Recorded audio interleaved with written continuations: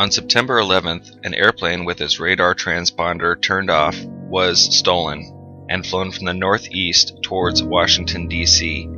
The airplane flew through the most protected airspace in Washington, D.C. and was able to avoid the billion-dollar surface-to-air missile system and radar surrounding Washington, D.C. The aircraft then crashed into the bottom floor of one of the most protected buildings in Washington, D.C., right after having skidded off the lawn and hitting the lowest level of that building. Even though top-ranking American officials were usually in the area of the building the airplane hit, they were luckily far away from the impact zone because of construction. The evidence of the airplane crash was concealed by fire trucks and was quickly cleaned up and removed from the scene. The airplane itself and wreckage being carried away were concealed with a tarp. The president was not warned of this attack until 46 minutes after it happened. The result of this attack was the conclusion that security was too lax around the airspace in Washington, D.C., and there had been a catastrophic failure of existing security measures, including the surface-to-air missiles protecting this high-profile target. The funny thing is, I'm not talking about Flight 77 which hit the Pentagon. I'm talking about a Cessna flight that hit the White House, which was stolen September 11th, 1994, and has basically the exact same story that we were told regarding failures of protocol, failures of the missiles to launch and protect the airspace, no video evidence of this happening. The president was conveniently across the street in Blair House when it happened because they were working on air conditioning. There were some temporary bleachers set up in the area, and on 9/11, what do you remember? Oh yeah, there was these big reels that were in front of the area. There's temporary construction stuff set up around. Because the fact is, despite the billions we spend to protect the president with the latest high-tech weapons, a truck driver from Maryland in a single-engine plane was able to draw dead aim on the White House and fly right over the fence, without the Secret Service doing a thing. Officials point out that the president wasn't in the White House last night, but the plane flew right past Blair House where he was staying, without drawing any apparent notice. The White House. The good news is President Clinton and his family are safe and sound there tonight.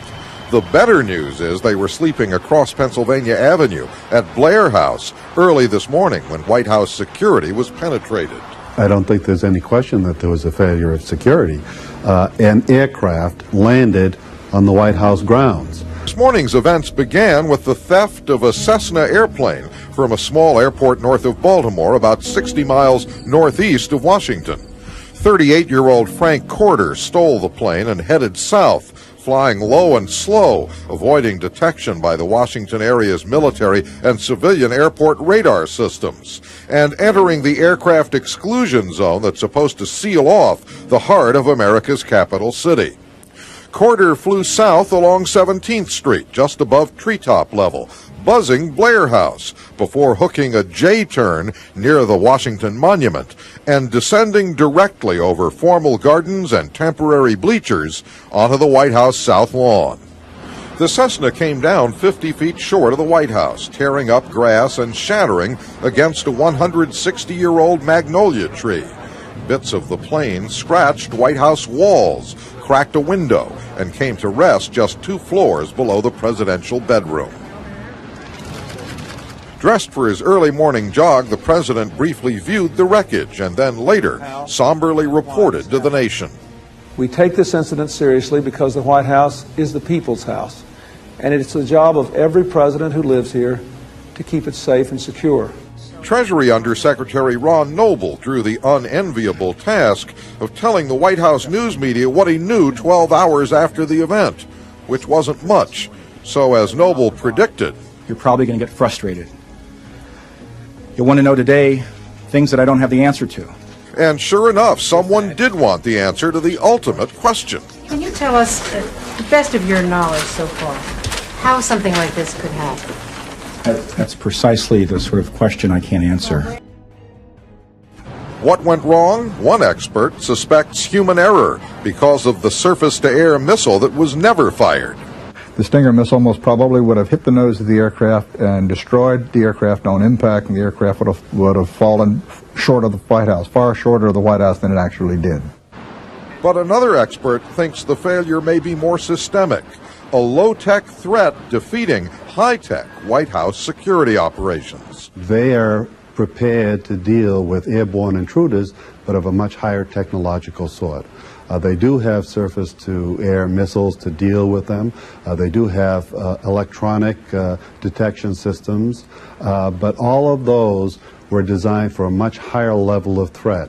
The nightmare of nightmares, says Canestraro, is that a Cessna could deliver high-tech explosives. A lot of terrorist groups do have access to this kind of explosive technologies because they work for states that sponsor terrorism, and these states have made these explosives available to the groups to carry out terrorist actions. Records of Frank Eugene Corder show no signs of terrorist intent.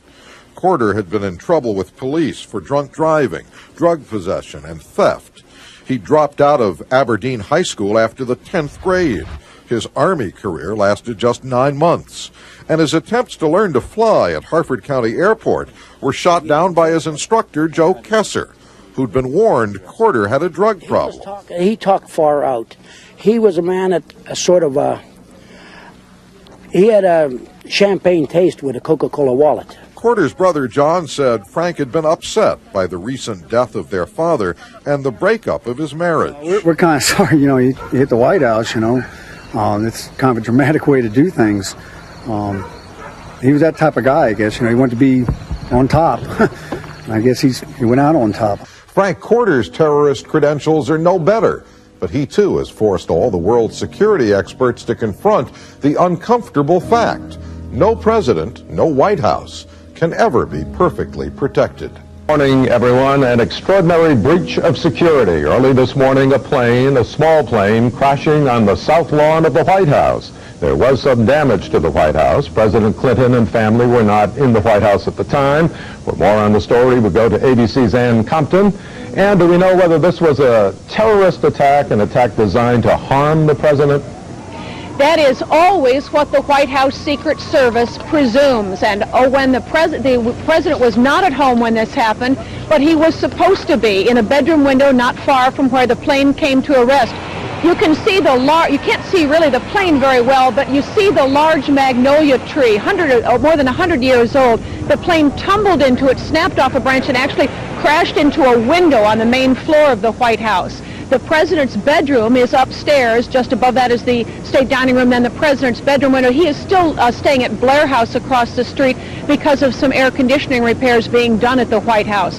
What makes this extraordinary is the plane, according to eyewitnesses, came in with no engine on. One eyewitness told me that the plane kind of banked to the right and went right in over the White House. Several eyewitnesses were talked to this morning.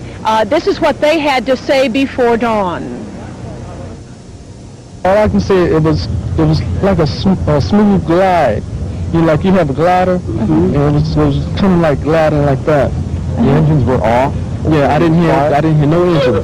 How long was the crash? It was like a boom, just like that, And that's all I saw. I was looking for some smoking fire, but I didn't see none of that at all. I was on Freedom Park up there, at the top of Executive Park, right alongside the White House, when I seen the light go by and then heard the impact. Apparently it bounced because it was like a secondary impact. Now, bomb squads have checked the wreckage. They say they haven't found any explosives if this was supposed to blow up, but it still is very, very worrying to the Secret Service. They don't know where the plane came from, at least not yet. And two quick questions. What do we know about the pilot, and were there any gunshots? The security guards at the White House certainly have the capacity to fire on planes coming into the area. Well, we have also always been told that there's anti-aircraft missiles implanted secretly around the White House to ward off of a military attack, but apparently no shots were fired. The question of where the plane came from is a real one. The pilot's body is still in the wreckage. It has not been removed. And there is some report that the plane came from a suburban Maryland area, although we're quite close to a national airport. President Clinton was in Maryland yesterday at an event, but so far there's been no official comment on whether there could be any connection. And no identity as to who the pilot was. They have not released the identity of the pilot who died. Thank you, Ann. Ann Compton. We'll be getting back to the White House for more later on. CBS News White House correspondent Rita Braver has the latest on that story. The Secret Service says preliminary blood tests show the pilot who was killed when he crashed his plane onto the White House grounds early yesterday morning had been drinking, and that there were traces of cocaine in his body. The chairman of the Senate Intelligence Committee says that presents significant information about 38-year-old Frank Corder. This was an individual who was perhaps mentally disturbed. Workers there failed to alert the Secret Service. It was tracked. They know that from going back, but nobody was watching the radar. And obviously that needs to be corrected.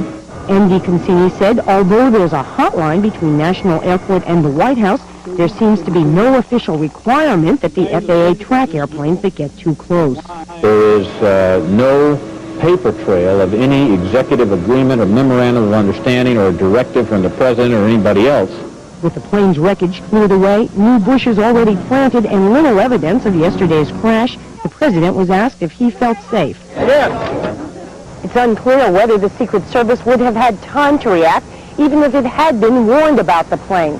But government officials say it's likely that pilots will face tougher FAA scrutiny when approaching Washington's restricted flyover zone. Rita Braver, CBS News. Not clear then what happened early yesterday morning. A source says radar picked up the plane 7 miles from the White House as it headed south, bypassed the building, then made a U-turn and crashed on the south lawn. The FAA has a hotline to the White House and is supposed to notify the Secret Service whenever a plane flies into restricted airspace. If the system worked as it was supposed to, agents would have been warned several minutes before the crash.